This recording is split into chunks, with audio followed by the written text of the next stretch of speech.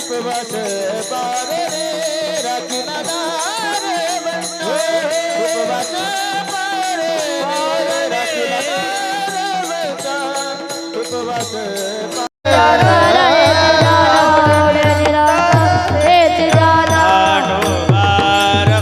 भोगासी असावे साध आलिया भोगासी असावे साध देवावरी भार घालून भार घालून तो कृपा सिंधू निवारी साकडे तो कृपा सिंधू निवारी साकडे येरते बापुडे काय रंग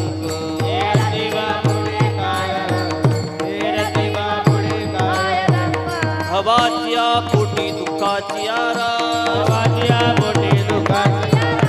हवाच्या पोटी दुःखाची आरा शरण देवासी जाता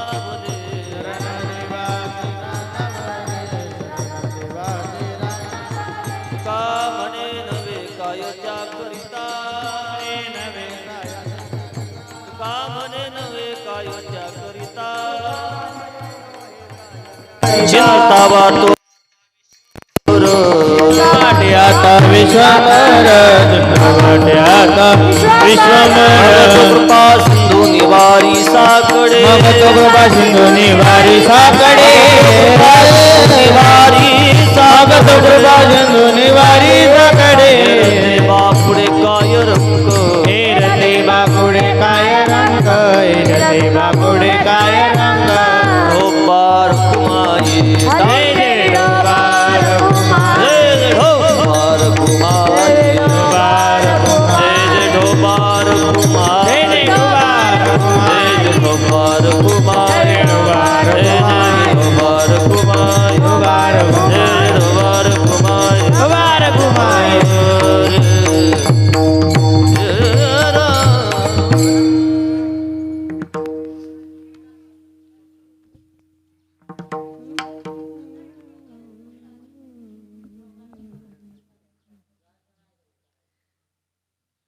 आलिया भोगासी असावे सादर आलिया भोगासी असावे सादर आलिया भोगासी असावे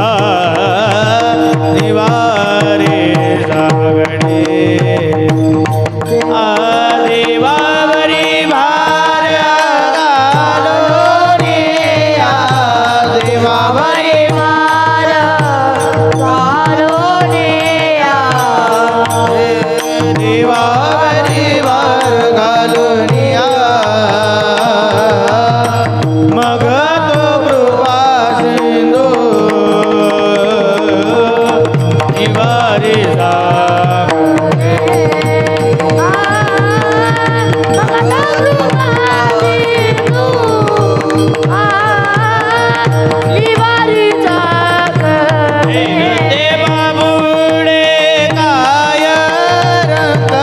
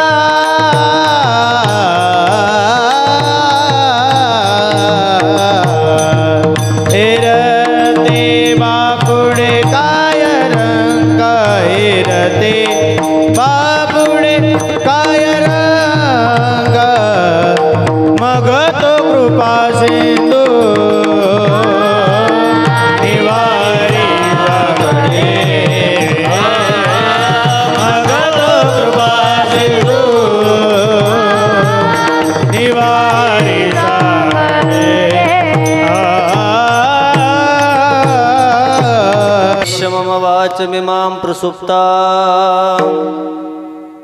सञ्जीवयत्यखिलशक्तिधरा स्वधाम्ना अन्यांशहस्तचरणश्रवणत्वगादीन् प्राणानमो भगवते पुरुषाय तुभ्यम् अजं रुक्मिणी प्राणसञ्जीवनन्तं परं धाम कैवल्यमेकं तुर्यम् प्रसन्नं प्रपन्नार्तिदेवदेवं परब्रह्मलिङ्गं भजे पाण्डुरङ्गं पाण्डुरङ्गाकरु प्रथमनमन पाण्डुरङ्गाकरु प्रथमनमन दुसरे चरण संताजिया दुसरे चरण संताजिया पांडुरंगा करू प्रथमन मन पांडुरंगा करू प्रथमन मन दुसरे चरण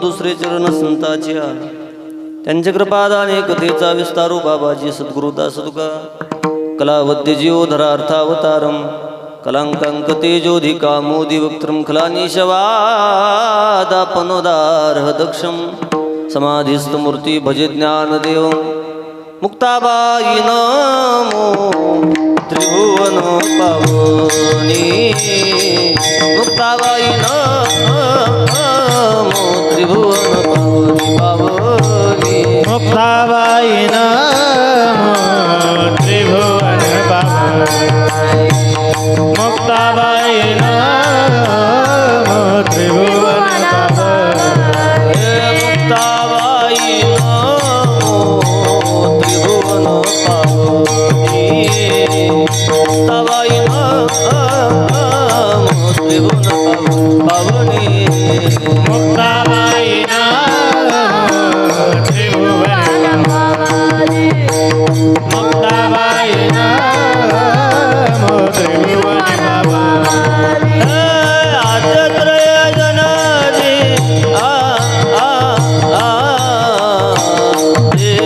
देवाची आद्यत्रय जननी देवाची मुक्ताबाई नमो त्रिभुवन पावनी मुक्ताबाई नमो त्रिभुवन पावनी मुक्ताबाई नमो त्रिभुवन पावनी मुक्ताबाई नमो त्रिभुवन पावनी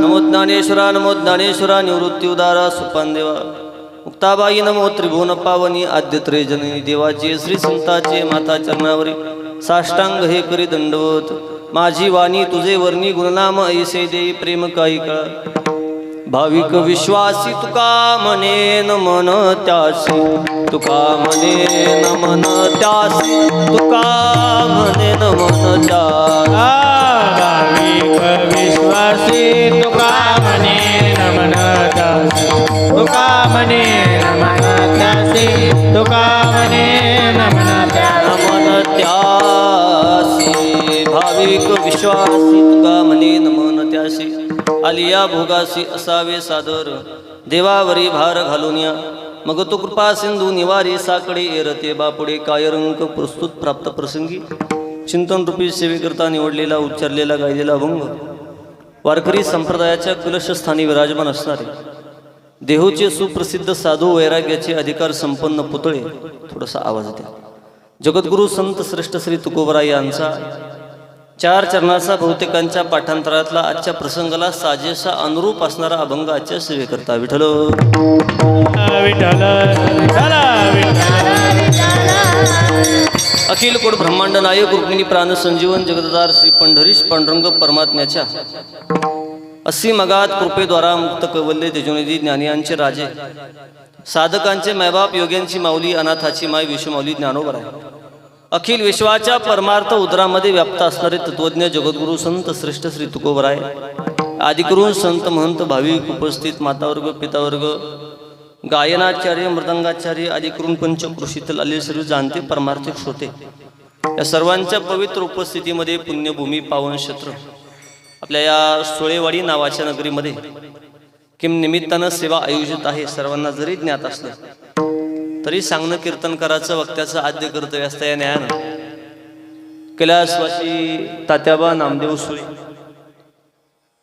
बाबांच्या प्रथम पुण्यस्मरणानिमित्त म्हणा किंवा प्रथम वर्ष श्राद्धानिमित्त म्हणा सुळे परिवाराच्या वतीनं आयोजित करण्यात आलेला हा एकदिवसीय संकीर्तन सोहळा गए हो वापस कभी आते नाही वापस आते ही उनकी याद गेलेली माणसं पुन्हा वापस माघारी येत नाही तर त्यांची आठवण माघारी आल्याशिवाय राहत नाही तिथीप्रमाणे आज 1 वर्ष पूर्ण झालं 365 दिवसातला 12 महिन्यातला एखादा असा दिवस नसावा ज्या दिवशी गेलेल्या तात्यांची आठवण परिवाराला आली नसावी दर दिवशी आठवणीत व्याकुळ झालेला परिवार या परिवारानं त्यांच्या गेल्यानंतर पश्चात असणाऱ्या उर्वरित कुटुंबानं नेमकं काय करावं तर शास्त्र सांगतं रडण्यानं आमचं दुःख हलकं व्हायचं नाही रडून हलकं झालं असतं तर जगाच्या पाठीवर हिऱ्या मोत्यापेक्षा किंमत त्याला जास्त आली असते आता करायचं काय त्यांच्या प्रती आपला भाव अंतकरणातला व्यक्त करणं तयानाम भावपूर्ण श्रद्धांजली ही व्यतीत करत असताना त्यांच्या हातून समाजाची देवाची देशाची कुटुंबियांची घडलेली सेवा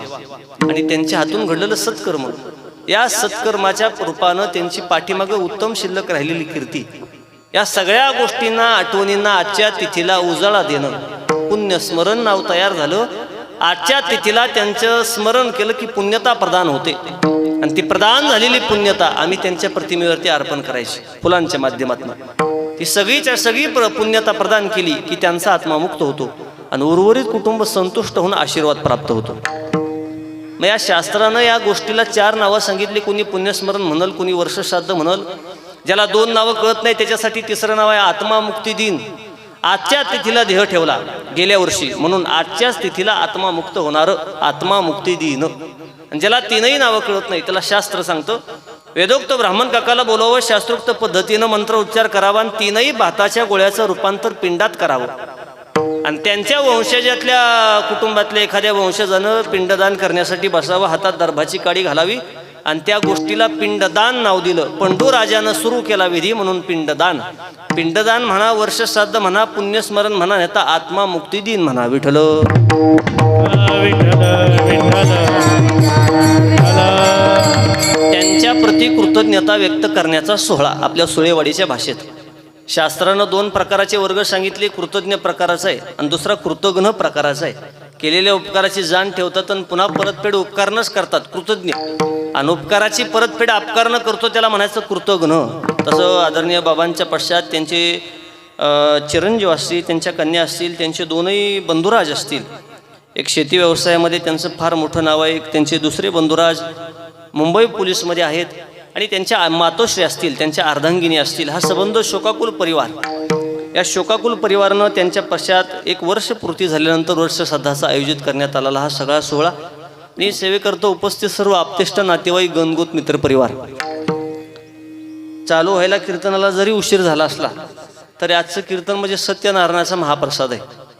सुळेवाडीतली माणसं म्हणतील, बुवा असं का म्हणतात सत्यनारायणाचा प्रसाद? त्याला उत्तर आहे, आषाढ महिना संपला तर श्रावण सुरू होणार आहे. श्रावण महिन्यामध्ये सत्यनारायणाची पोथी तया वाचण्याची पद्धत आहे. सत्यनारायण महाप्रसाद घ्यायला तुमच्या माझ्या भागातली लोक जातात, गुलाल बेलफुल अक्षदा वाहतात आणि हात पुढं करतात. कशाला? प्रसाद घ्यायला. हातावर टेकवलेला सत्यनारायणाचा प्रसाद हा पोट भरल इतका नाही, पण तळ हातावर माखल इतका आहे. देवतर बसलेली मंडळी हातावरचा प्रसाद ज्या दिवशी तोंडात टाकतो त्या दिवशी त्यानं पोट भरायचं नाही, पण दिवसभर तोंडाचा गोड वाजायचा नाही, इतका गोड आहे. तसं आजचं कीर्तन तुम्ही अर्धा पाऊण तास मन लावून ऐकलं, नाही टाळी वाजवली तरी चालतं, नाही भजन केलं तरी चालतं, पण मन लावून कीर्तन ऐकलं तर आजच्या कीर्तनानं पोट जरी नाही भरलं तर किमान वर्षभर बुवा विसरायचा नाही, इतकं गोड आहे. विठ्ठल विठ्ठल विठ्ठल अपरिहार्य कारणामुळं कार्यक्रमात झालेला बदल आणि कीर्तनाला सुरू व्हायला झालेला उशीर, या सगळ्या गोष्टी लक्षात घेता ही सगळी मंडळी जिव्हाळ्याची स्नेहाची मंडळी आहे. सुळेवाडी गाव म्हणजे काही लांबचं गाव नाही. या गावकऱ्यांच्या वतीनं, ग्रामस्थांच्या वतीनं आणि सुळे परिवाराच्या वतीनं आम्हा सगळ्यांना मिळालेलं हे प्रेमाचं निमंत्रण आणि या सेवेकरता उपस्थित सर्वच गुणीजन मंडळी सगळ्यांच्या पवित्र चरणावरती माथा टेकवतो. वैयक्तिकरित्या कोणाचंही नाव न घेता अभंग सेवेला जो निवडला तो जगद्गुरु तुकोबांचा आहे. महाराष्ट्राच्या मातीत अष्टादश संत अधिकार संपन्न झाले. वर्षश्राद्ध तुम्ही दररोज ऐकणारी मंडळी, वर्षश्राद्धाचे कीर्तन करणारे आम्ही दररोज मंडळी. का करायचं, कशासाठी करायचं, या सगळ्या प्रश्नाची उत्तर आजचं कीर्तन देऊन टाकणार. तात्यांनी परिवारावरती नेमके काय उपकार केले? 38वं वर्ष म्हणजे काय जाण्याचं वय नाही. सूर्यानं सकाळी उगवावं आणि संध्याकाळी ठरलेल्या वेळेत सूर्यानं मावळावं, यावर तुमचं काय मत आहे? तो निसर्गातला सूर्य आहे, त्यानं वेळेत उगवावं आणि वेळेत मावळावं. पण सूर्य जर वेळेत उगवलाच नाही आणि सूर्यास्तही वेळेत झाला नाही तर मग पश्चाताप होतो. आता वरती पाहिलं तर उन्हाचा दिवस आहे, पण दिवस दिसतच नाही ना, पश्चाताप आहे. तसंच सकाळी सूर्यानं उगवणं म्हणजे सुळे परिवारात तात्यांचा जन्म 38 वर्षापूर्वी होणे आणि 38व्या वर्षी तात्यांचं परिवारातनं जाणं म्हणजे भर दुपारी 2 वाजता मावळलेला सूर्य आहे. विठ्ठल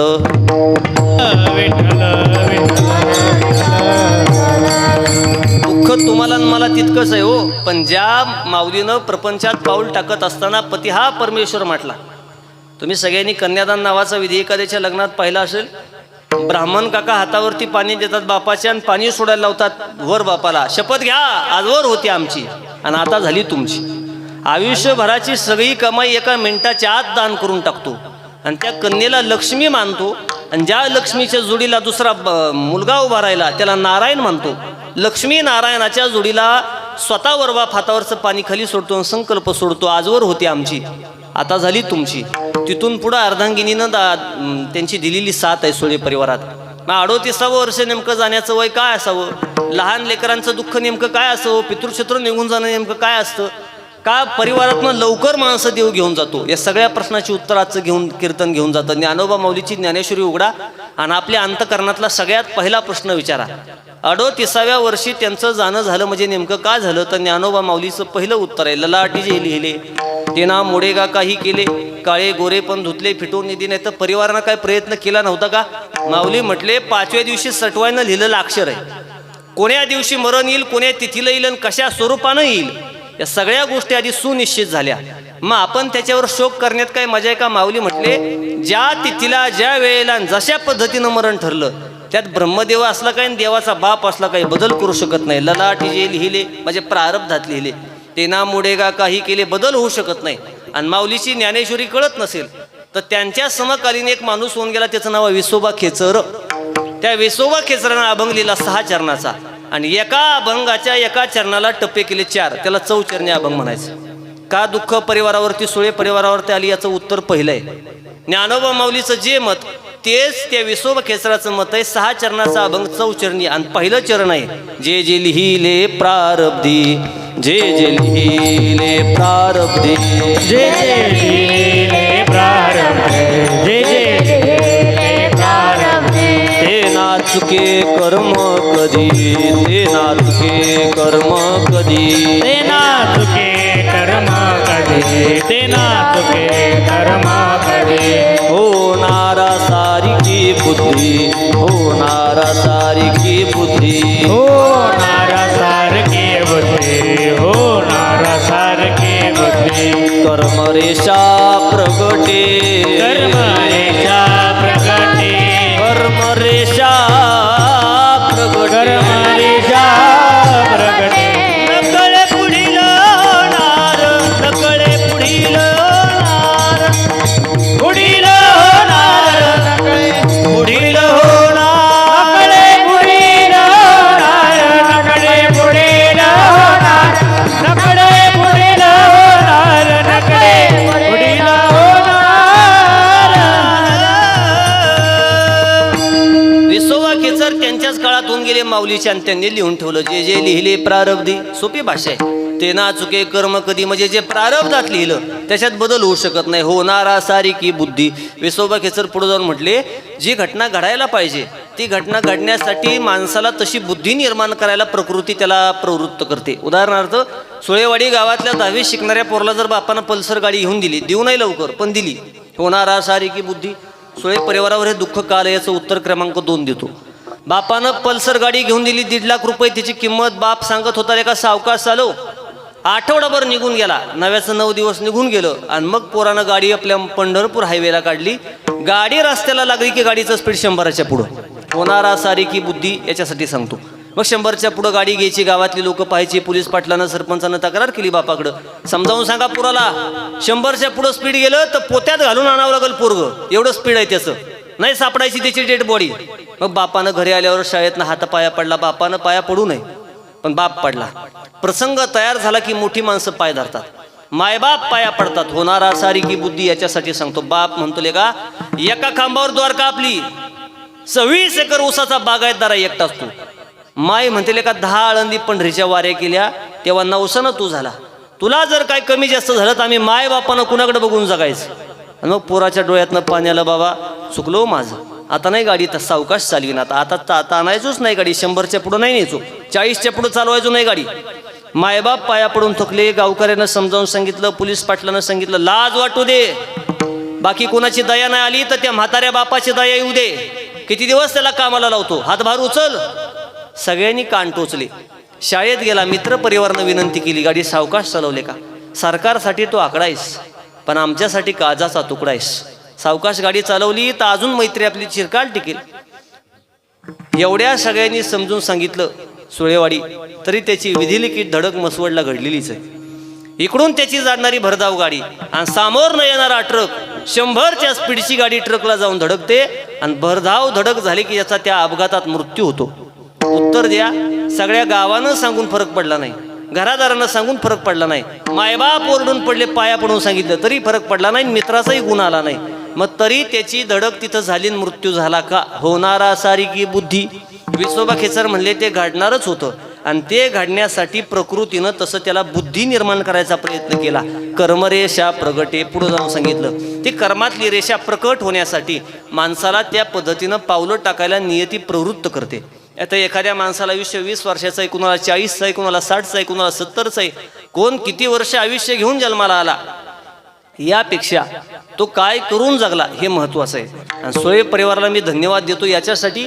तात्यांना जरी 38 वर्षाचं आयुष्य मिळालं असलं तरी लहानपणी पितृक्षेत्र निघून गेले. माय जिवंत आहे त्यांच्या अजूनही.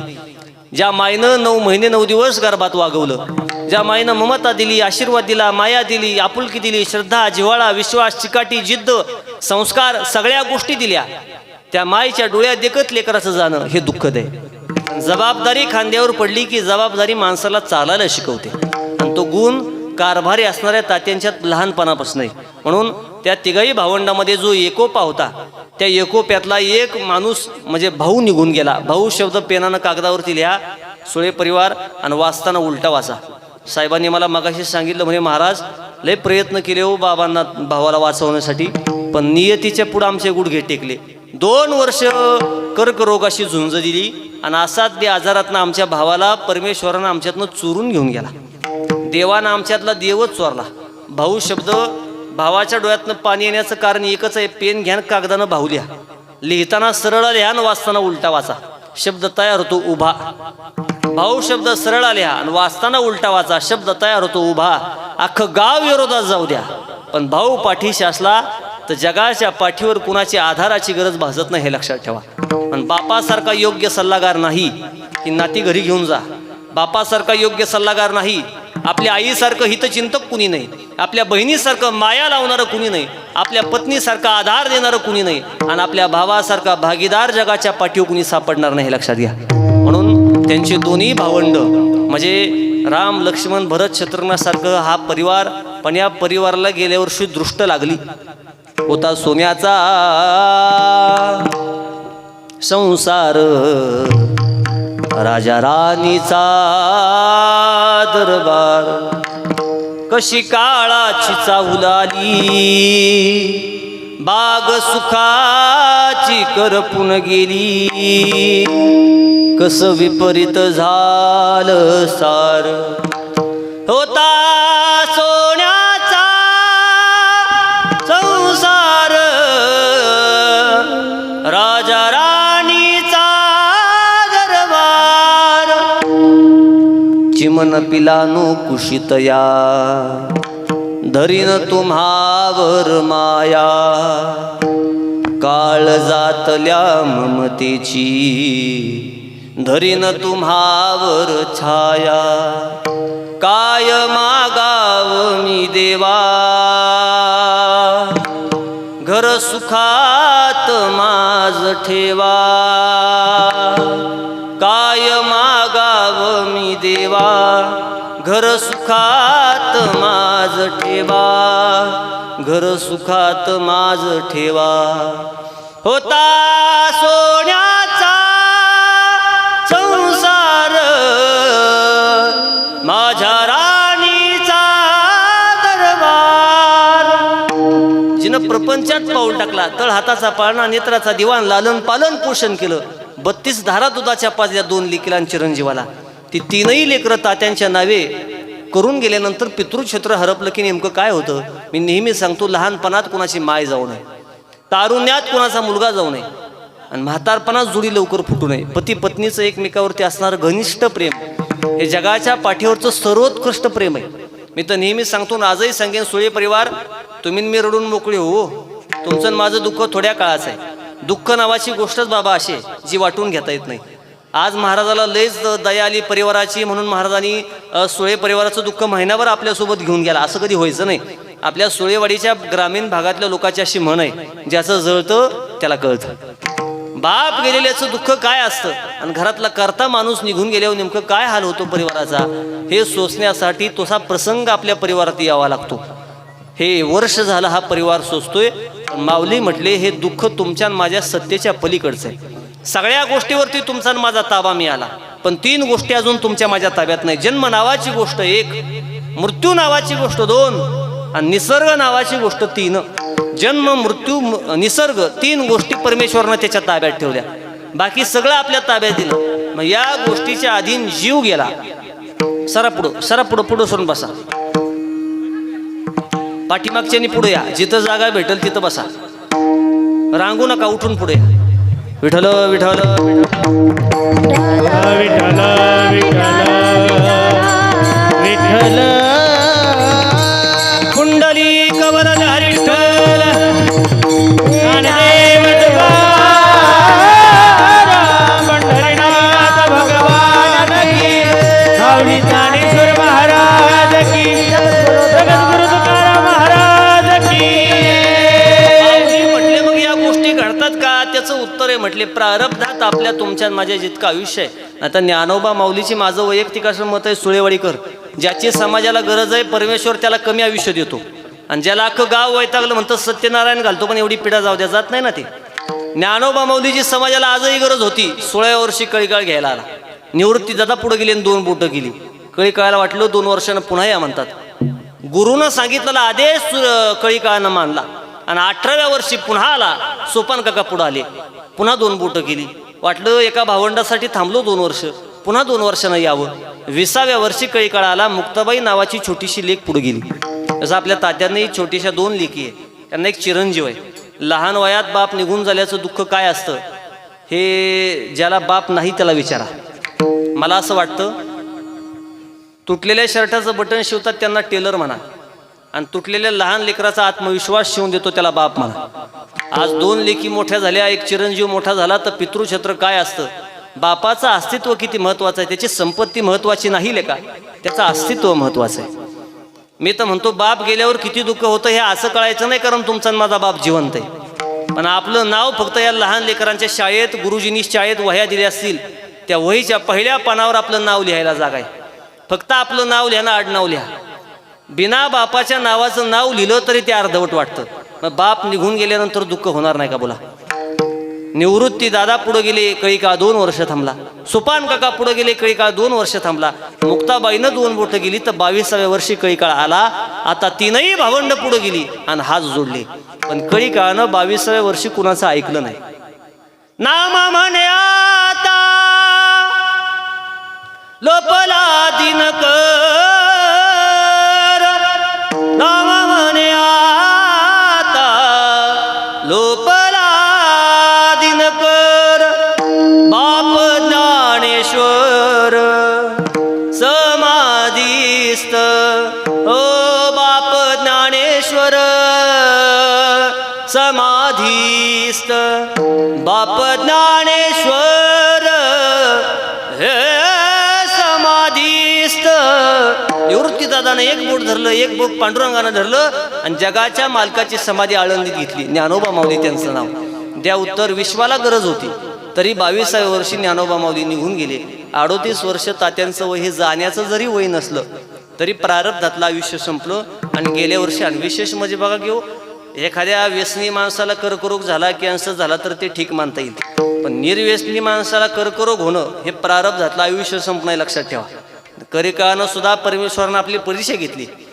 घर मदत करतंय का, गाव मदत करतंय का, पण सगळं गाव एकाईचं लेकरू झालं आणि 12-15 लाखापर्यंत मदत केली.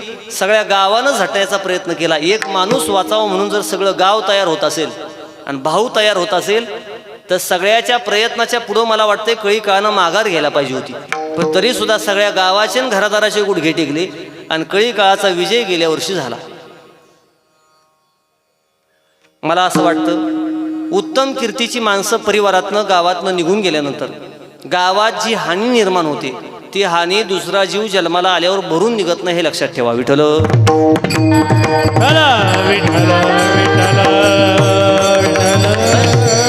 त्यांच्या जाण्याला आपण काय म्हणायचं तर सुळे परिवारानं त्यांच्या जाण्याला मरण म्हणायचं नाही. एवढं वाक्य घरी घेऊन जा. त्यांच्या जाण्याला मरण म्हणू नका. त्यांच्या पश्चात त्यांच्या अर्धांगिनी असतील, दोन्ही त्यांच्या कन्या, त्यांचे चिरंजीव असतील, त्यांच्या मातोश्री असतील, दोन्ही त्यांचे बंधू असतील, या सगळ्या परिवारातल्या लोकांनी नीट ऐका. तात्यांच्या जाण्याला मरण म्हणू नका. हा प्रवासाचा पूर्ण विराम. एखाद्या गावातनं प्रवासी निघाला, तालुक्याच्या ठिकाणी गेला, दिवसभर कामं केली, माघारी आला तर ज्या ठिकाणावर न उठला त्याच ठिकाणी पुन्हा बसला की म्हणायचा प्रवास पूर्ण झाला दिवसाचा. तसा हा जीव ब्रह्मदेवापासून उत्पत्ती झाली. उत्पत्ती लय स्थिती त्याच्या ताब्यात आहे. मग उत्पत्ती लय स्थिती जर त्याच्या ताब्यात आहे तर जीव जिथून प्रवासाला सुरुवात करतो तिथं जाऊन पुन्हा जीव पोहोचतो. याला प्रवासाचा पूर्ण विराम म्हणा. मग आपण काय करायचं? जन्म जर तुमच्या माझ्या हातात नाही, जन्म मृत्यू जरा व्याधी दुःख दोष आणि दर्शनम, जन्म तुमच्या माझ्या हातात नाही, मृत्यू तुमच्या माझ्या हातात नाही, मग तुमच्या माझ्या हातात काय? तुमच्या माझ्या हातात आहे प्रवास. या प्रवासातलं जितकं तुमचं माझं आयुष्य आहे, या प्रवासात तुम्ही मी काय कमवायचं तर हे कमवायचं. तात्यांनी किती धनदौलत कमावली, किती संपत्ती कमावली हे जरा गौ नाही, पण काय कमवलं तर ही सगळी संपत्ती कमावली. घरादाराचं प्रेम कमावलं. 38 वर्षात एखादा माणूस 70 वर्षाचा माणूस जितकं कमवतो तितकं कमावलं. माणुसकी नावाची श्रीमंती जुपली, घरादाराला प्रेम दिलं. आणि गेल्या वर्षी देवाऱ्यातनं निरंजन विजल्यावर जो अंधार देवाऱ्यात पडतो तो अंधार या परिवारात झाला. पण महाराज म्हटले हा अंधार होण्यापाठीमागं आणि हे अकाली निधन होण्यापाठीमागं, दुःख येण्यापाठीमागं कारण नेमकं काय असावं तर महाराज म्हणले ते प्रारब्धातलं आयुष्य आहे. मग आता असं दुःख जर परिवाराच्या वाट्याला आलं तर आम्ही नेमकं करायचं काय. म्हणले करता काहीच येणार नाही, कारण रडून दुःख पुन्हा माघार येणार नाही. आता आम्ही आलेल्या परिस्थितीचा तासाच्या तासा स्वीकार करायचा अभंगाच्या पहिल्या चरणात. आलिया बघासी असावे सादर, आलिया बघासी असावे सादर, आलिया बघासी असावे सादर, आलिया बघासी असावे सादर, आलिया बघासी असावे सादर, आलिया बघासी असावे सादर, आलिया बघासी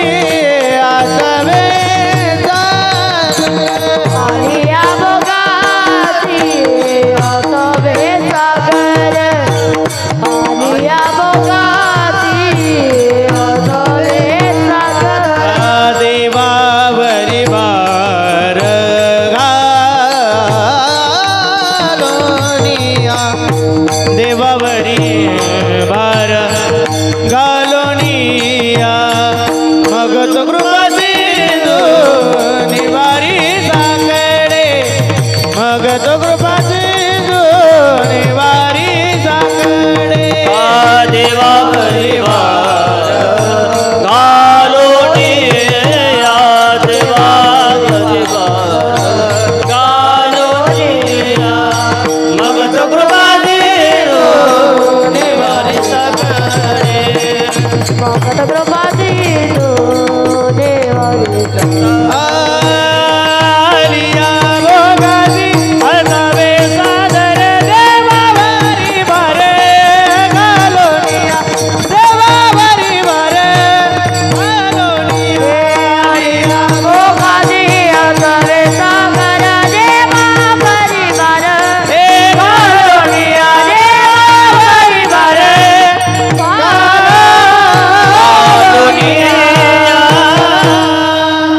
महाराज म्हटले जी परिस्थिती वाट्याला आली त्या परिस्थितीचा आपण आलिया भोगाशा असावे सादर. सादर शब्दाचा अर्थ आहे जशा परिस्थितीचा आहे तसा स्वीकार करायचा. तुम्हाला वाटेल हे फक्त दुःख आमच्या सुळेवाडी गावातल्या सुळे परिवारावरच आलं. अशी दुःख पुराणात, रामायणात, महाभारतात बऱ्याच लोकांच्या वाट्याला आली. हे बघा, प्रयत्न, सत्ता, संपत्ती जिथं गुडघे टेकते तिथं कळी काळाचा विजय होतो. नाही तर भगवती सीता ज्याची सून होती, प्रभू रामचंद्र ज्यांचा मुलगा होता, हे दुःख तुमच्यासारखं त्यांच्या वाट्याला आलं. भगवती सीता सून, प्रभू रामचंद्र मुलगा, अयोध्येचा राजा, कैकई सुमित्रा कौशल्याचा पती आणि 703 राण्यांचा मालक आणि इंद्र ज्याचा मित्र होता.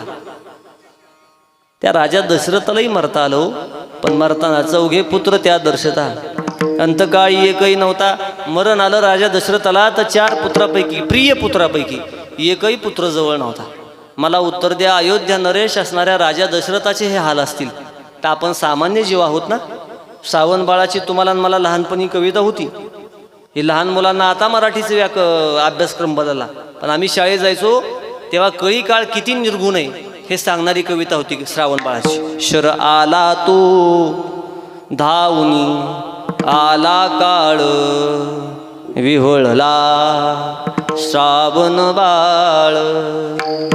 हे आई गे दीर्घ फोडूनी हाक, तो पडला जाऊनी झोक. आनाया निर्मळ पाणी गेलो मी त्या माझारी, ती लगबग भरुनी झारी. तो परत फिरे तो तुमचा शर आला, कसा उरात ऋतुनी बसला. माय बापाला तीर्थयात्रेला घेऊन जाणारा श्रावण बाळ पाणी आणण्यासाठी म्हणून जातो आणि राजा दशरथाचा त्याला बाण लागतो. द्या उत्तरेला काय म्हणाल तुम्ही? ठरवून केलेला हा आघात नाही, पण प्रारब्धातलं आयुष्य संपलं तर राजा श्रावणालाही तिथं देह टाकावा लागला.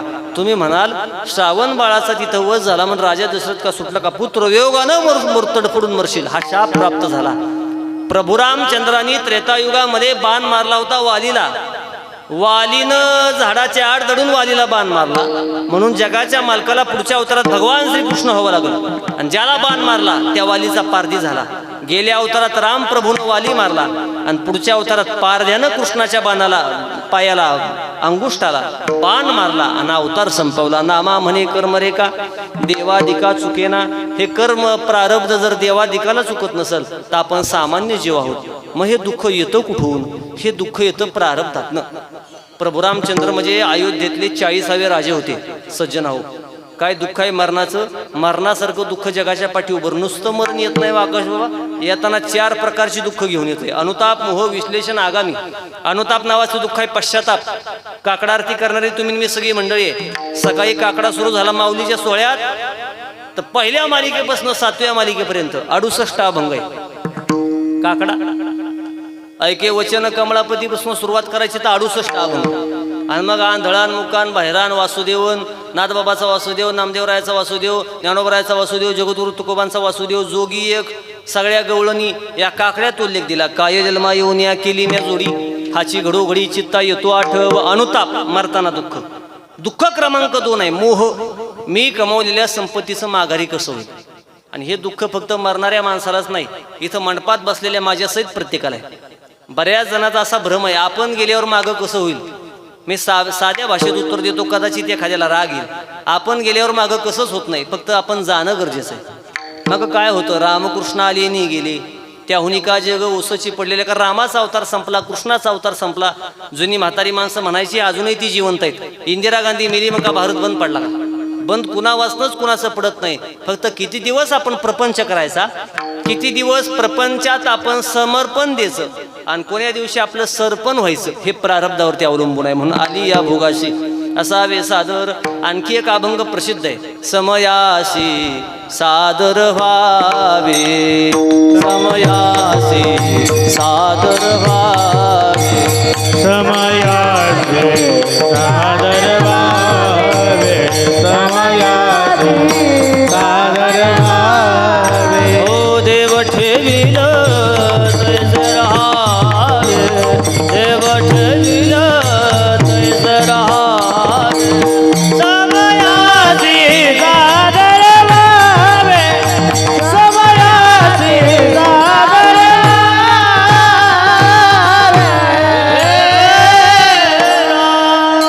महाराजांचा प्रसिद्ध अभंग आहे. कोणे दिवसी बैसोनी हातीवर, कोणे दिवसी पालखी सुभेदार, कोणे दिवसी पायाचा चाकर, चालत जावे, चालत जावे. समयासी सादर व्हावे. कधी कधी चांगल्या रस्त्यानं प्रवास करावा लागेल, कधी कधी खड्ड्यात सुद्धा गाडी आपटेल. कधी कधी असा दिवस येईल ज्या दिवशी आपल्याला पंच पक्वानाचं ताट समोर मांडलं जाईल आणि कधी काळी असा दिवस येईल ज्या दिवशी ताटात काहीच नसेल. बऱ्याचदा आपण जेवताना म्हणतो 2 प्रकार आहेत, एक काय काय खावं आणि आता काय खावं. 2 प्रकार आहे. म्हणताना शब्द तेच आहे, फक्त म्हणण्यात बदल आहे. काय काय खावं म्हणजे आता भरपूर पदार्थ झाले आणि आता काय खावं म्हणजे काहीच नाही ना. एक दिवस असा येईल म्हणजे सुखाचा आणि दुसरा दिवस असा येईल दुःखाचा. या 2 दिवसाच्या व्यतिरिक्त तिसरा दिवस माणसाच्या आयुष्यात यायचा नाही. मग हे गेल्यानंतरचं दुःख बुवा काय? या दुःख होण्यापाठीमागं कारण फक्त आपण लावलेली माया आहे. तात्यांवर ज्या ज्या व्यक्तींनी प्रेम केलं त्या व्यक्तीच्या डोळ्यातनं पाणी येतं,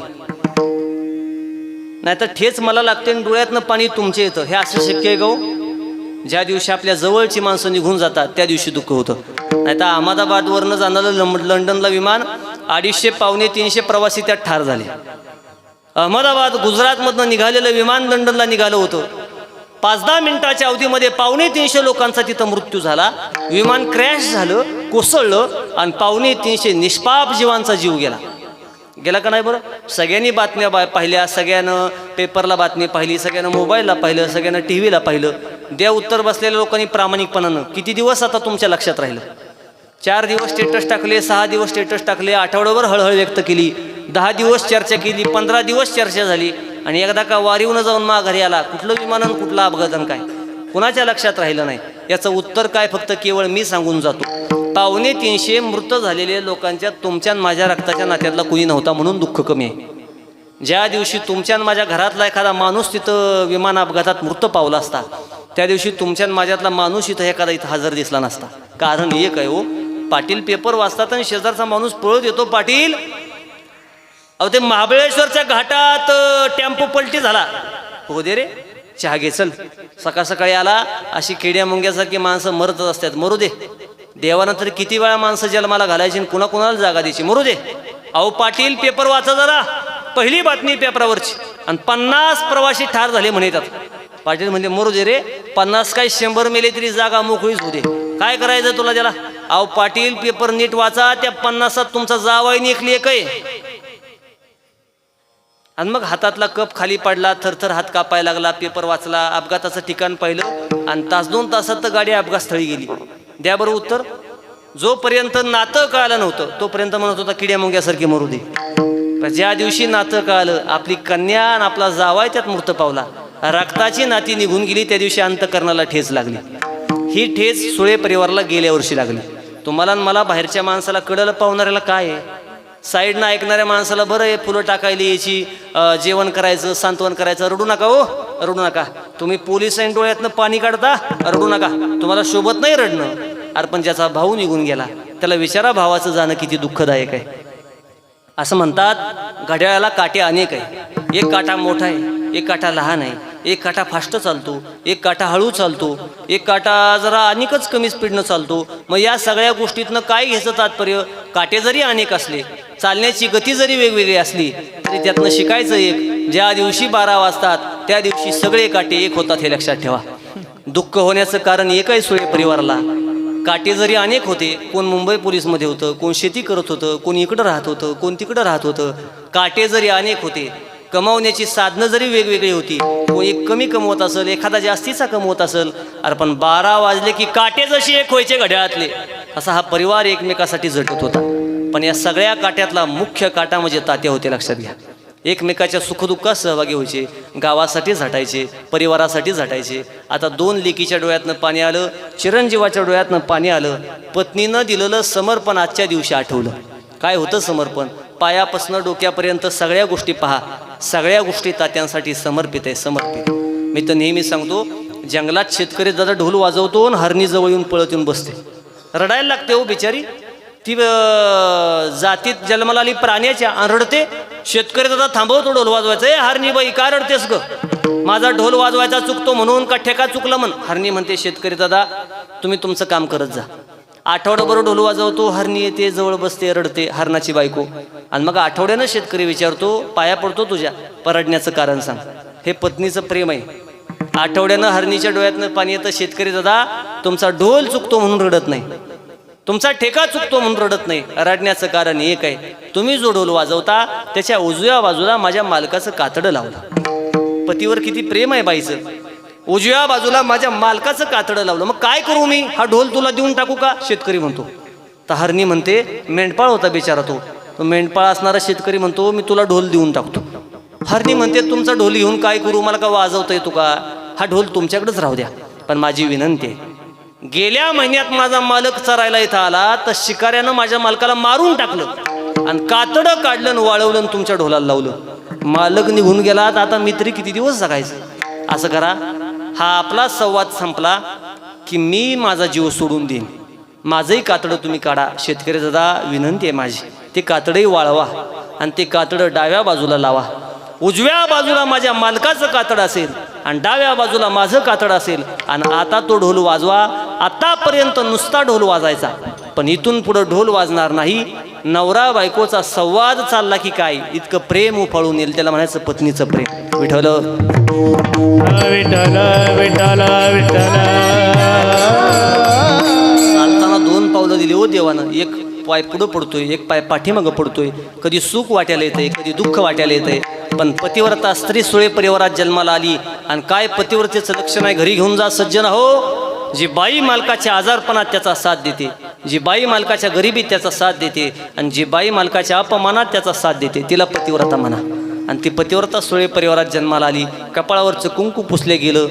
परमेश्वरला कधी तिनं वर्षभरात हात जोडले असतील तर देवाला प्रश्न विचारला असेल, देवा तुझा माझा कार वैराकार, देवा तुझा माझा कार वैराकार, देवा तुझा माझा कार्य वैराकार, देवा तुझा माझा कार्य वैराकार, देवा तुझा माझा कार वैराकार,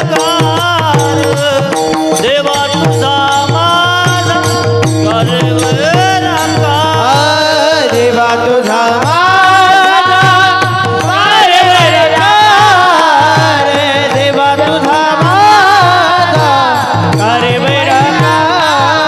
ओ दुःखाचे डोंगर दाखविसे, दुःखाचे डोंगर दाखविसे, दुःखाचे डोंगर दाखविसे, दुःखाचे डोंगर दाखविसे. हे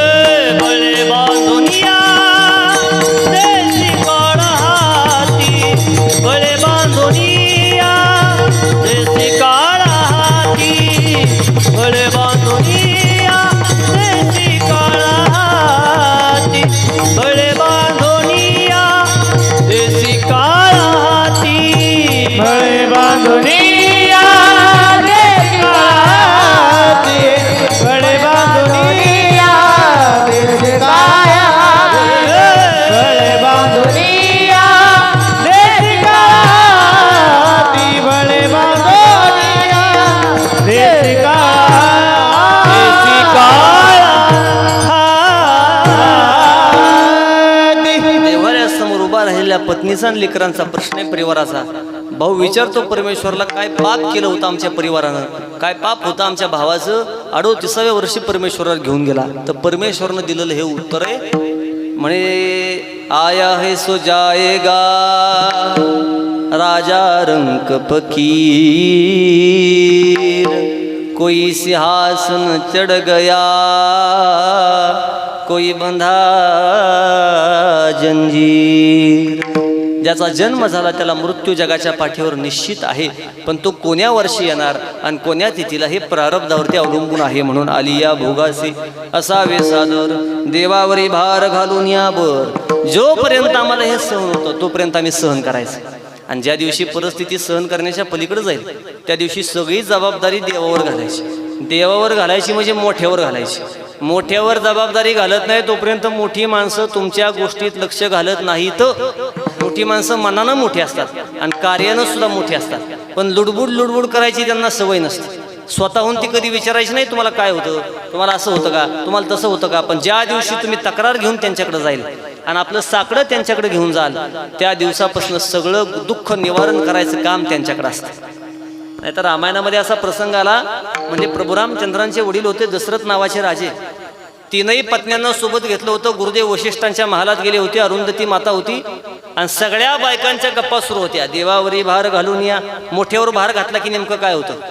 गुरुदेव वशिष्ठाला गप्पा सुरू होत्या. राजा दशरथ बोलतायत, 3 पत्न्या बोलतायत, सुमित्रा कैकई कौसल्या, सगळ्यांच्या गप्पा सुरू. आणि अचानक गुरुदेव वशिष्ठाचं पोरगं रडायला लागलं. बरं रडलं तर 3 राण्यांनी घेतलं, राहिलं नाही. गुरुमाता अरुंधतीने घेतलं, राहिलं नाही. गुरुदेव वशिष्ठानं घेतलं आणि मग पोरगं राहत नाही. हे पाहिल्यावर राजा दशरथ विचारतात, गुरुदेव एवढ्या दिवस एवढ्या तास झालं सगळ्यांनी पोरगं घेतलं, पण राहत का नाही हो. गुरुदेव वशिष्ठानं दिलेलं उत्तर अभंगात घेऊन येतं. देवावरी भार घालून या. भार घातल्यावर नेमकं काय होतं. गुरुदेव वशिष्ठ म्हणले, राजन ते म्हणतं बाबा तुम्ही कुणाला तरी माळ घातली, तुम्ही कुणाचा तरी उद्धार केला, तुम्ही कुणाचा तरी गुरु झाला, पण तुमच्या शिष्याला जर पुत्रच नसेल आणि संततीच नसेल तर मी कुणाला माळ घालायची आणि कुणाचा गुरु व्हायचं? म्हणजे हा गुरु परंपरेचा वंश पुढं चालू कसा राहायचा? ही परंपरा चालू कशी राहायची? ही खंडित होईल परंपरा. मग काय करावं लागेल? राजा दशरथानं सांगितलं, गुरुदेव मला बऱ्याच दिवस हेच साकडं तुमच्याकडे मांडायचं होतं. काय? पुत्र प्राप्तीसाठी. मूलबाळ नाही हो राजन, काय करावं लागेल? आणि गुरुदेव वशिष्ठानं मग पर्याय सांगितला, पुत्रकामेशी नावाचा यज्ञ करा. आणि मग 3 श्वापद आणायला लावली तर 3 माणसंच मारली, श्रावण बळन त्याचे मायबाप. 3 श्वापद माणसं मारली. पुत्र कामेष्टी नावाचा यज्ञ केला आणि पायच पत्र घेऊन यज्ञ नारायण संतुष्ट झाले. तर पहिला प्रसाद गुरुदेव वशिष्ठाच्या हातात, तोच प्रसाद राजा दशरथाच्या हातावर, तोच प्रसाद कौशल्याच्या, कैकेयीच्या आणि अनुक्रमे कैकेयीच्या हातावर दिला. कौशल्याचा आणि सुमित्रेचा झाला की. आणि मग शेवटी दिला म्हणून राग आला. सगळ्याला कथाभाग माहित आहे. पिंडघारीने झडपिला, अंजनीने तो सेविला. अंजनीच्या तपासाठी महारुद्र आले पोटी, वगैरे वगैरे वगैरे. माझा कथाभाग संपला. बसलेल्या माणसाने उत्तर द्या. राजा दशरथाला पुत्र प्राप्ती होतच नाही. ही गोष्ट वशिष्ठ गुरुदेवाला माहिती नव्हती का? माहिती नव्हती का? माहिती होती हो. पण तरी सुद्धा इतके दिवस त्यांनी यज्ञ करा असं सांगितलं का नव्हतं? याला उत्तर आहे, राजा दशरथानं स्वतःचं गारानं इतके दिवस मांडलंच नव्हतं. ज्या दिवशी तुम्ही तुमचं गारानं देवाच्या पुढं मांडाल, मोठ्या माणसाच्या पुढं मांडाल, त्या दिवशी होईल कैवारी नारायण. परमेश्वर तुमचा कैवारी होतो, कैवार पत्र घेतो. आणि मग तिथून पुढं किती मोठं दुःख येऊ द्या, तुमच्या दुःखाचं निवारण करायचं काम परमात्मा करतो. विठोबार कुमाई जय जय ठोबार कुमाई, ठोबार खेसो दुखिया बाबा. महाराज दुखी, वाजव दुखी, सगळे दुखी. जगी सर्व सुखी असा कोण आहे? कोण आहे सुखी जगाच्या पाठीवर? त्याच्यामुळे हे जन्म मरणातीत दुःख तुमच्या माझ्या प्रत्येकाच्या वाट्याला येणार. पण येताना महाराज म्हणले, मरते वेळी अंतकाळी ज्याच्या नाम आले मुखा, ज्याच्या अंतकाळात मुखातनं भजन आलं, तो जगाच्या पाठीवर म्हणले मुक्तीलाच प्राप्त झाला. मुक्ती मिळणं म्हणजे काय सोपं नाही. वाणीचे प्रकार सांगितले. म्हणले मुक्ती नावाचा गोष्टच अशी आहे, संप्रदायानं तिला फार सोपं केलं. मुखी नाम हाती मोक्ष ऐशी साक्ष बहुतांशी. मुक्ती मिळायची असेल तर म्हणले असं भजन कीर्तन नामस्मरण, मुखात नालेलं भजन माणसाला मुक्ती प्राप्त करून देतं. ती मुक्ती आजच्या तिथीला आपल्या परिवारातल्या तात्यांना प्राप्त होणार आहे. नाही तर हा प्रवास काय 2-4 दिवसाचा प्रवास नाही. ज्या दिवशी माणूस देह ठेवतो तिथून आजपर्यंत म्हणजे 1 वर्षाचा प्रवास आहे. आणि तुम्ही म्हणता कैलासाला जाणं, वैकुंठाला जाणं, स्वर्गाला जाणं. मी सांगतो ती गोष्ट आज कीर्तनातनं घरी घेऊन जा. वैकुंठवासी बॅनरवर लिहिलं. उदाहरणार्थ आमच्यातलं कोण कीर्तनकार, गायक, वादक एखादा गुणीजन निघून गेला, जाणार नाही लवकर, पण समजा गेला. पण गेल्यावर मग वैकुंठवासी बॅनरवर लिहिलं. मग लिहिलं म्हणून वैकुंठाला गेला का? सोळेवाडीच्या भाषेत सांगू का? तसं लिहिण्यानं माणसं जर वैकुंठाला जात असती तर भजन कीर्तन ठेवायची गरज पडली नसती. ब्राह्मण काकाला बोलून पिंडदान घालायची गरज पडली नसती. मग वैकुंठाला गेला आणि कैलासाला ठरतं कशावर? सोप्या भाषेत. सगळी शिकलेली माणसं माझ्या कीर्तनात आहे. माझं नाव संकेत असल्यामुळे जरा बरेचसे संकेत माझ्या कीर्तनात मिळतात. त्याच्यामुळे सावध बसून आहे का. वैकुंठाला गेला का कैलासाला ठरतं कशावर? आमचे बाबा म्हणले, आपण ग्राफिक डिझायनरला बोलवतो आणि त्याला नाव लिहायला लावतो, बरोबर ना? त्याच्या दुकानात जातो. आमच्या परिवारातला हा माणूस निघून गेला, काय नाव? हरी भिकू पाटील उदाहरणार्थ. आपण ते म्हणता आधी काय लिहायचं? मग तुम्ही म्हणता लिहा कैलासवासी. मग त्याचा ते फॉर्मॅट तयार असतो. चंदना परी देह झिजविला, कष्टातून वसंत फुलविला, उरली नाही साथ आम्हाला, आठवण येते क्षणाक्षणाला, वगैरे वगैरे. आणि मग तुम्ही लिहता, वा वैकुंठवासी लिहा. मग आपण वैकुंठवासी लिहा म्हणतो आणि तो वैकुंठवासी टाईप करतो, बरोबर ना? करतो ना टाईप. कीबोर्ड असतो त्याच्याकडं. होय म्हणा, नाही म्हणा, काहीतरी म्हणा. का 12 वाजले तुमचे पण? वैकुंठवासी आपण लिहा म्हणा म्हणतो आणि तो टाईप करतो. त्याच्या टाईप करण्यानं वैकुंठाला जाता येत नाही. मग वैकुंठाला जायला टाईप करण्यापेक्षा त्या टाईपचं व्हावं लागतं. विठ्ठल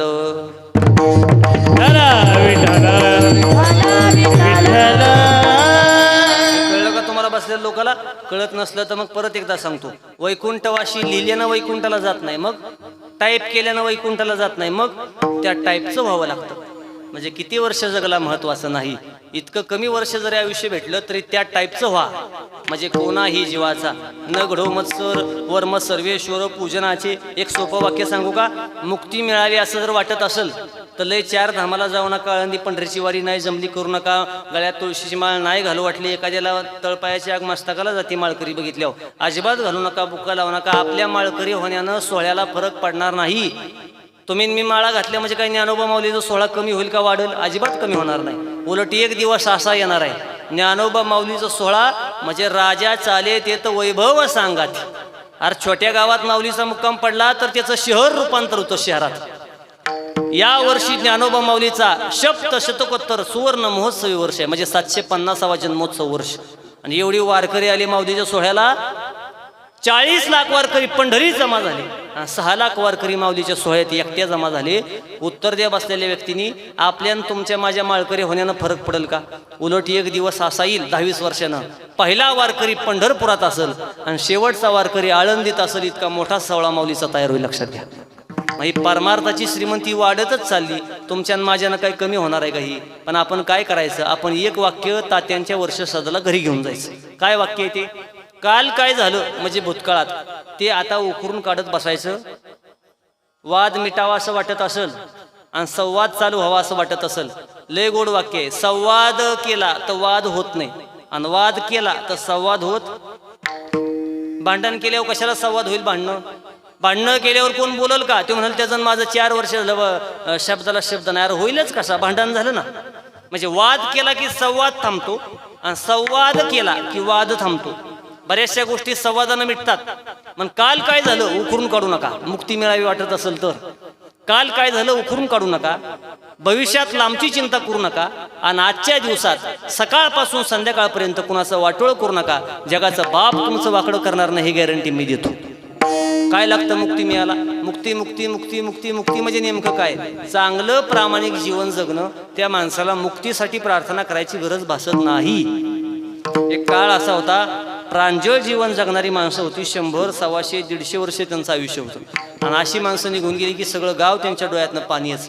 आता लोकसंख्या वाढली, जिव्हाळा कमी झाला.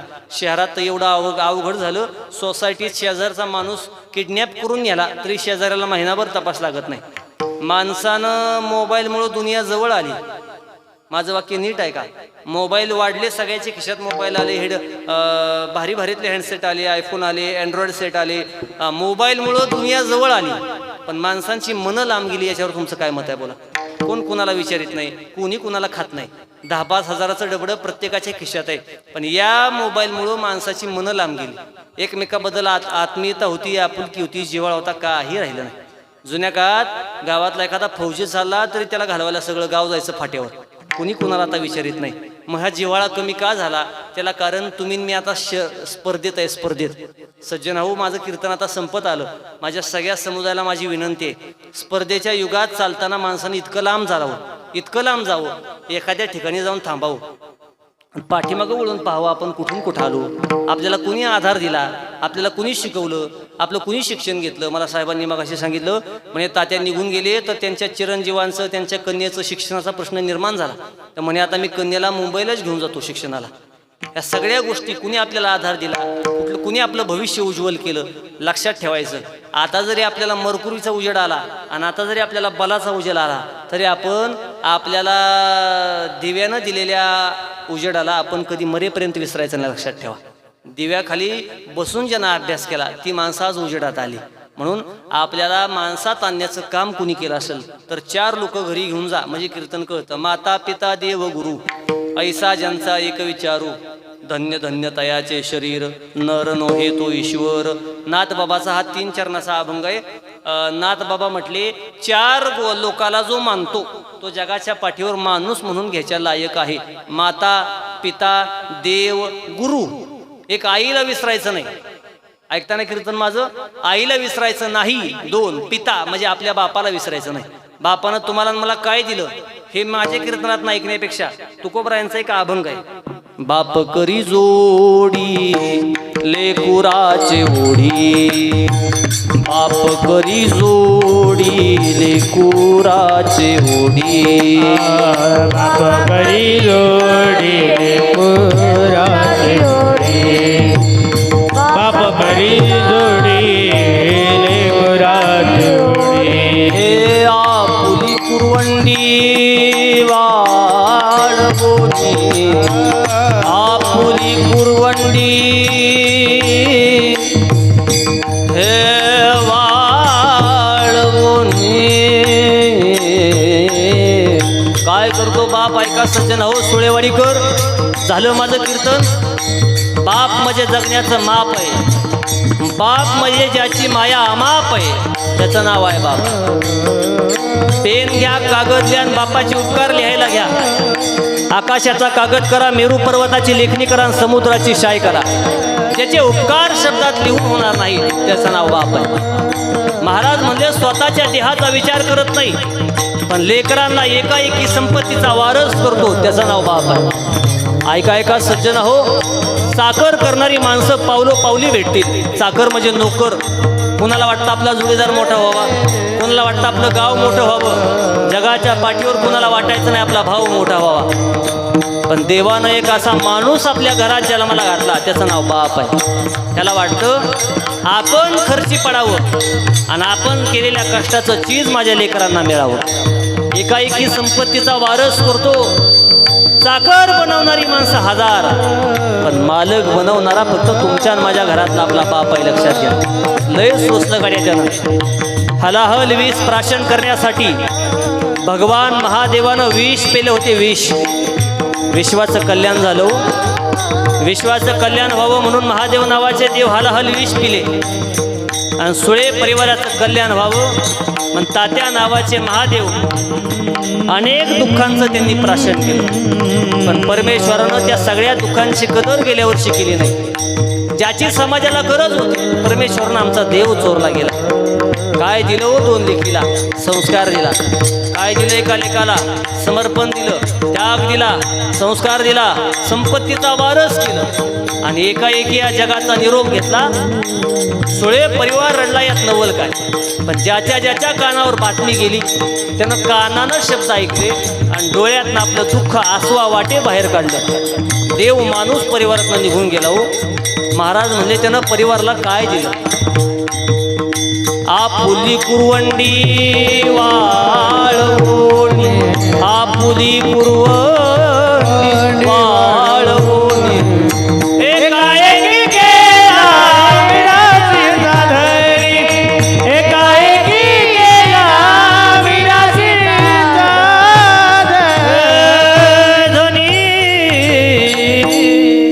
महाराजांचा हा प्रसिद्ध बाप करी जोडी लेकुराचे उडी, आपुली कुरवंडी वाळवून देह आपला त्याच्याकडे दुर्लक्ष केलं.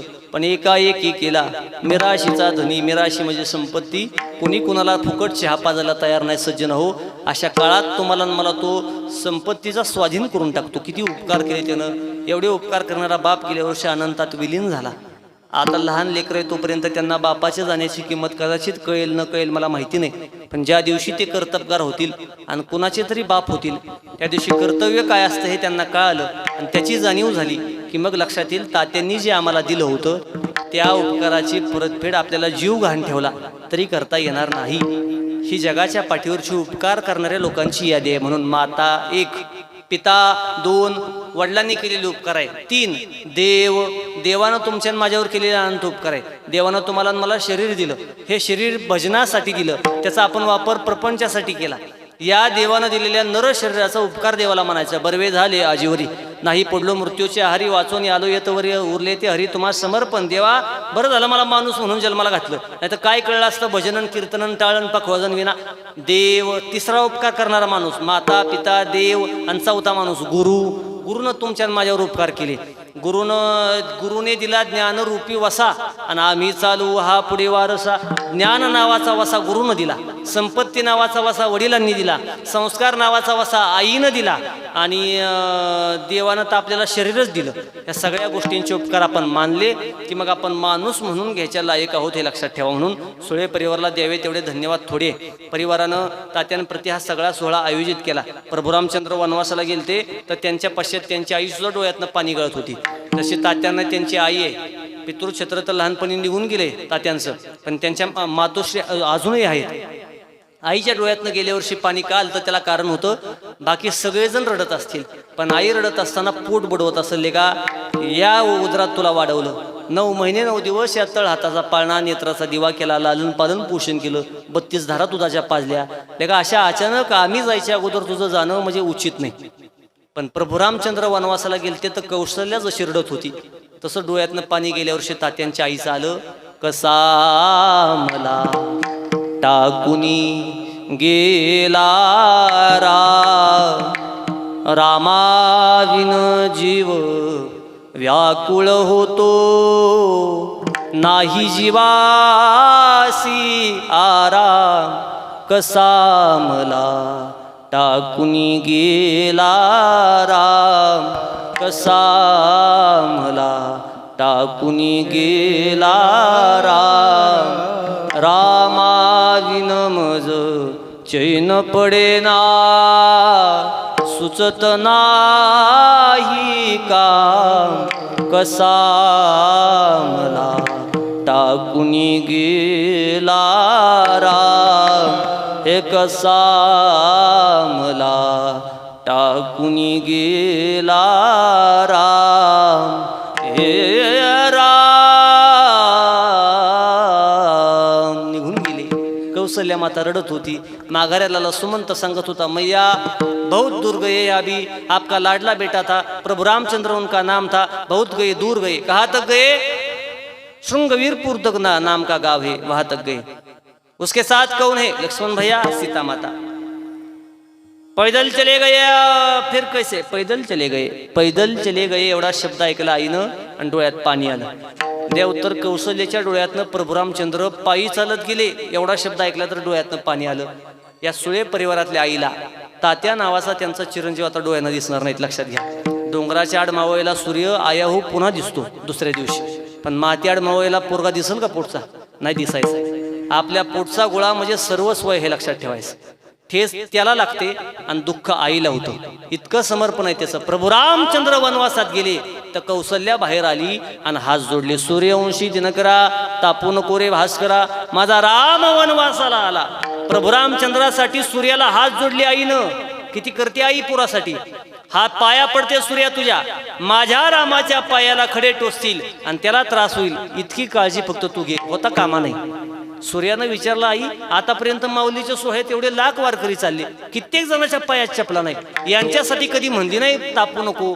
मग आता पोरगा वनवासाला गेला तर का म्हणते? आईनं उत्तर दिलं, माझा राम म्हणजे क्षत्रिय आहे, अनवाणी पायानं चालला म्हणून त्याला कधी फरक पडायचा नाही. मग तापू नको म्हणते, कारण काय? कारण एक आहे सूर्या, माझ्या रामाच्या डोळ्यात पाणी येईल कधी जर सीतेच्या डोळ्यात पाणी आलं तर, आणि सीतेच्या डोळ्यात पाणी येईल कधी जर माझ्या रामाला त्रास झाला तर. माझ्या रामाला त्रास होणं म्हणजे सीतेला त्रास होणं, आणि सीतेच्या डोळ्यातनं पाणी आलं तर राम हळव्या मनाचा राम आहे, डोळ्यातनं पाणी येईल. आणि ज्या दिवशी माझा राम डोळ्यातनं पाणी गाळेल त्या दिवशी स्वर्गातले वैकुंठातले देव आशीर्वाद देण्याऐवजी शाप देतील. सूर्यवंशी कुळात रडकं पूर्व जन्माला आलं की काय? म्हणून सूर्यवंशी दिन करा, तापू नको भास्करा. त्याच प्रभू रामचंद्रानं वनवास संपवला 14 वर्ष आणि माघारी आले तर सगळ्या अयोध्या नगरीनं जल्लोष केला होता. पुढे निरोप घेऊन आलते. त्यांचं नाव होतं भरत. कीर्तन संपलंय माझं, एवढं ऐका भरत आहो. इथं माझ्या कीर्तनात बरेचसे भरत बसले. भरत नावाचा भाऊ किती जीव लावतो. जातानाच सांगितलं होतं भरतानं, ज्या दिवशी वनवासाचा शेवटचा दिवस असेल त्या दिवशी भैया वापस माघारी या, नाही आला तर हा भरत स्वतःचा जीव देईल. काही समर्पण आहे भावाचं. त्या भरत आनंदानं उड्या मारत आला, मैया तुम्हारा लाडला बेटा और मेरा लाडला प्यारा भाई कल शाम को सूर्यास्त के पहले अयोध्या में वापिस पधारने वाला है. एवढं ऐकलं तर कौशल्यानं आनंदानं उड्या मारायला पाहिजे होत्या. बघा आय हो, 14 वर्षापूर्वी जी रडत होती तिला जर कळलं माझा राम उद्या येतो तर तिनं आनंद साजरा करायला पाहिजे. पण आता मात्र कौशल्या रडत होती आणि पुन्हा पुन्हा पदरानं डोळे पुसत होती. त्याला कारण होतं. कौशल्य म्हणते माझा राम वापस येतो का रे, मला आनंद झाला. मग आई रडतेस का ग? रडते त्याला कारण एक आहे, माझा राम येईल, माझ्या रामाचं स्वागत अयोध्या करील. हो अगदी बरोबर आहे मैया. माझ्या रामासाठी सप्त नद्यांचं पाणी आणण्यात येईल. अगदी बरोबर मा. माझ्या रामासाठी गुरुदेव राजछत्र धरतील. अगदी बरोबर. भरता माझ्या रामासाठी गुढ्या उभारल्या जातील. खरंय माय. माझ्या रामासाठी अयोध्या नगरी सजली जाईल. एखादी नवी नवरी जशी नटून तयार होते तसं अयोध्यावासी नटून माझ्या रामाचं स्वागत करतील. फुलांच्या पायगड्या अंथरल्या जातील. स्वर्गातले वैकुंठातले देव आशीर्वाद देतील. सगळी देशोविदेशीचे राजे जमा होतील. माझ्या रामाचं स्वागत होईल. रामाच्या नावाचा जय जयकार होईल. तरी रडते का गाई? आता उत्तर आहे का? कौशल्या सांगते रडते कारण याला एक आहे, सगळे देव जमा होतील, सगळे साधू संत जमा होतील, सगळे देशोविदेशीचे राजे येतील, पण माझ्या रामाचा राज्याभिषेक सोहळा पाहायला त्याचा बाप आणि माझा मालक दशरथ नावाचा राजा जिवंत असतात तर काय आनंद झाला असता. त्या उत्तर आता सुळे परिवारानं फुलं टाकायला तयार व्हा. सुळे परिवारातल्या 2 लेकी आणि त्यांचा चिरंजीव तात्यांचा मोठे होतील आणि गोकुळ तयार करायला त्यांना वेळ लागणार नाही. आशीर्वाद असेल त्यांच्यावर सगळ्यांचा. जसं तुम्ही तात्यांच्या आजारातनं त्यांना बाहेर काढायला सगळ्यांनी प्रयत्न केले, तसं त्यांच्या शिक्षणाला काय तुम्ही मागं पुढं बघणार आहे का? तात्यांचं प्रतिबिंब म्हणजे त्यांचे चिरंजीव आहेत, त्यांच्या कन्येत. लक्षात ठेवा, तुम्ही त्यांच्यासाठी अमाप कष्ट कराल, पण मोठी झाल्यानंतर त्यांच्या आईच्या डोळ्यातनं म्हणजे तात्यांच्या पत्नीच्या डोळ्यातनं पाणी एका गोष्टीसाठी येईल, ज्या दिवशी लेकीचं कन्यादान करण्याचा दिवस येईल आणि ज्या दिवशी लेकाचं काय दिलं हे मला कमी माहिती आहे, पण तुम्हाला सगळ्याला माहिती आहे जास्त. मुखात सुखाची साखर घेऊन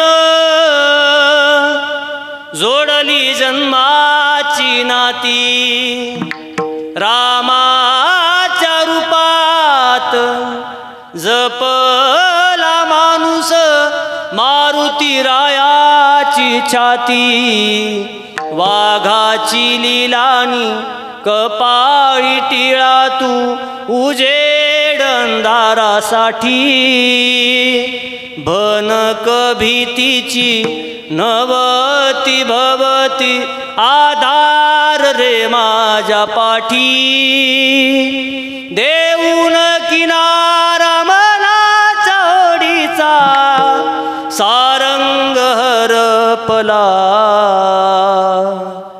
माझा आनंद आनंद आनंद हरपला. हे बस हा आनंद गेल्या वर्षी या सुळे परिवारातनं संपला गेला आणि वाडीतले सगळे ग्रामस्थ दुःखित अंतकरणाने या ठिकाणी जमा झाले. त्यांच्या मुक्तीची प्रार्थना आपण सगळे मिळून करूया. जिथं कुठं त्यांचा आत्मा असेल त्या आत्म्याला मुक्ती मिळावी आणि उर्वरित कुटुंबातल्या लोकांना उत्तम आरोग्यासह उदंड आयुष्य प्राप्त व्हावं ही विनंती परमेश्वर चरणी करूया. आणि या ठिकाणी माझ्या वाणीला पूर्णविराम देण्यापूर्वी उपस्थित सर्व महाराज मंडळी, गुरुजन कलाकार मंडळी सगळ्यांचे आभार व्यक्त करतो. आजच्या कार्यक्रमाचं चित्रीकरण ज्यांच्या माध्यमातून केलं जाते, आजचा कीर्तनकार कुठं चुकला का, त्याचा स्वर कुठं हुकला का, त्याचं काही कमी जास्त कुठं झालं का, भूतकाळातले क्षण कैद करून ठेवण्याचं काम चित्रीकरण करणाऱ्या माणसाचं असतं हे लक्षात ठेवा. ते का चित्रीकरण करायला प्राधान्य देतात आणि कशासाठी करतात हे लक्षात घ्या. माझ्यासारख्या 10 कीर्तनकाराचं पुण्य एका बाजूला असतं आणि अप्रत्यक्षरित्या संप्रदायाची सेवा करणाऱ्या माणसांचं पुण्य एका बाजूला असतं. त्यात यूट्यूबवर सगळ्यात अग्रस्थानी आहेत लक्षात घ्या. कारण घरी बसून तुम्हाला मला 16 पाहता आला, याला कारण काय? फक्त कॅमेरा. लक्षात घ्या, तुम्ही मी घरी होतो, 16त कोण होतं? पण ज्याला घरी बसून वारीतला आनंद घ्यायचा होता त्यांनी मोबाईल ओपन केला, यूट्यूब काढलं, त्यात सगळ्या वारीचं सगळं चित्रीकरण पाहिलं, घरी बसून माऊलीचं दर्शन घेता आलं. म्हणून कॅमेराला लेन्स असावा आणि कीर्तनकारला सेन्स असावा. सेन्स नसलेला कीर्तनकार कामाचा नाही आणि लेन्स नसलेला कॅमेरा कामाचा नाही. म्हणून लेन्स सहित कॅमेरा या ठिकाणी उपस्थित आहे. आणि हे चित्रीकरण ज्यांच्या माध्यमातून होते ते ओम साई क्रिएशन यूट्यूब चॅनलचे सर्व आमचे चेतनदादा आणि त्यांचे सहकारी या सगळ्यांच्या माध्यमातून संबंध महाराष्ट्रभर संप्रदायाची सेवा करण्याचं काम होतं. त्यांना माझ्या वारकरी शिक्षण संस्थेच्या वतीनं, माझ्या सहकाऱ्यांच्या वतीनं आणि सुळे परिवाराच्या वतीनं कोटी कोटी धन्यवाद देतो. त्यांच्या पुढच्या कार्यासाठी शुभेच्छा देतो. आणि आलेल्या सर्व अतिथींना, पाहुण्याराव्यांना, आपतेष्टांना विनंती आहे, ही सगळी मंडळी महाराष्ट्रात नामांकित गायक वादक 2 कीर्तनकरीत साथीला उपस्थित, आमचे ओमकार महाराज डांगे आणि इकडे आमचे आकाशचे महाराज सरताप. एकदा जोराची टाळी वाजवा. ही सगळी मंडळी सुळे परिवाराच्या उपस्थितीला विनंतीला मान देऊन या ठिकाणी उपस्थित राहिले. आमचे नातेपुतेवरून आलेले माऊली महाराज, त्यांच्यासाठी एकदा जोराची टाळी वाजवा. ही सगळी मंडळी अगदी प्रेमाची मंडळी आहेत. माझ्या समवेत आलेले गुरुकुल वारकरी शिक्षण संस्थेचे विद्यार्थी, सुंदर साऊंड सिस्टमवाले, आचार्य, प्राचार्य, चित्रकार, पत्रकार, गीतकार, मूर्तिकार, शिल्पकार, गावकरी, टाळकरी, माळकरी, शेतकरी, बांधकरी, शाळेतनं आलेल्या सगळ्या आमच्या जनाबाई, मुक्ताबाई सारख्या लहान लेकी, त्यांनाही धन्यवाद आहे. शाळेत फक्त लघुकोन, काटकोन, त्रिकोण शिकवले जातात, चौकोन, आणि कीर्तनात दृष्टिकोन शिकवला जातो, एवढाच फरक आहे. लघुकोन, काटकोन, त्रिकोण, चौकोन इथं नाही, इथं जीवन जगायला लागणारा दृष्टिकोन आहे. एवढा दृष्टिकोन घरी घेऊन जा असं तुम्हाला आग्रह करतो. आणि परिवारातल्या त्यांच्या दोन्ही बंधुराजांना आणि त्यांच्या परिवारातल्या लोकांना विनंती करतो, कृपया हातात पुष्पवृष्टी घेऊन त्यांनी तात्यांच्या प्रतिमेजवळ पुढे उभं राहावं. फुलाचा अभंग